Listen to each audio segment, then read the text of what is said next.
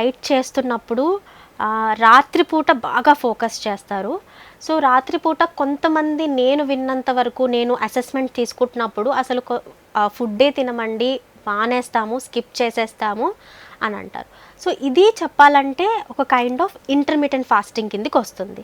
కానీ ఎప్పుడు కూడా ఇంటర్మిటెంట్ ఫాస్టింగ్లోనే మీరు ఒక పీరియడ్ పెట్టుకొని ఆ పీరియడ్లో మీ ఫుడ్ ఇంటేక్ అనేది కంప్లీట్ చేయాలి.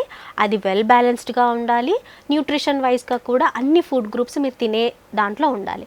సో ఇంటర్మిటెంట్ ఫాస్టింగ్ అని చెప్పి మీరు తింటున్నారు కాబట్టి అందులో డెఫిషియన్సీస్ మాత్రం ఎట్టి పరిస్థితుల్లోనూ ఉండకూడదు. పర్టికులర్గా డైట్ చేసే వాళ్ళు రాత్రుల్లో ఖచ్చితంగా సింపుల్ కార్బోహైడ్రేట్స్ అనేవి అవాయిడ్ చేస్తే మీకు better results and fast results అనేవి మనం ఎక్స్పెక్ట్ చేయొచ్చు. సింపుల్ కార్బ్స్ అంటే ఈ రైస్, ఖచ్చితంగా మైదా బేస్డ్ థింగ్స్ అయితే మీరు స్ట్రిక్ట్లీ అవాయిడ్ చేయాలి. ఫ్రూట్స్, కొన్ని కండిషన్స్లో నేను కూడా వింటూ ఉంటాను, చాలామంది ఫ్రూట్స్ తిని వాళ్ళ డిన్నర్ని క్లోజ్ చేస్తారు. ఇన్ఫ్యాక్ట్ చెప్పాలంటే అది కరెక్ట్ మెథడ్ అయితే కాదు.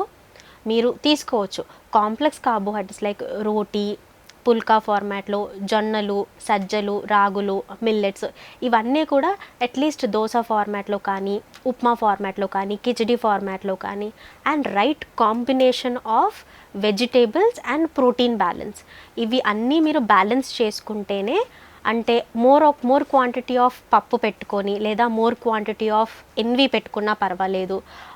సో ఓవరాల్గా మనకి 50% ఇది ఉంది అంటే 25% మనము మిగతా vegetables and non veg products కానీ, పప్పులు కానీ పెట్టుకుంటాము, అది లంచ్ ప్లేట్లో. బట్ ఇక్కడ డిన్నర్ విషయానికి వస్తే ఈ పోర్షన్ ఆల్మోస్ట్ 25% అవ్వాలి, వెజిటేబుల్స్ క్వాంటిటీ అనేది ఎక్కువగా ఉండాలి.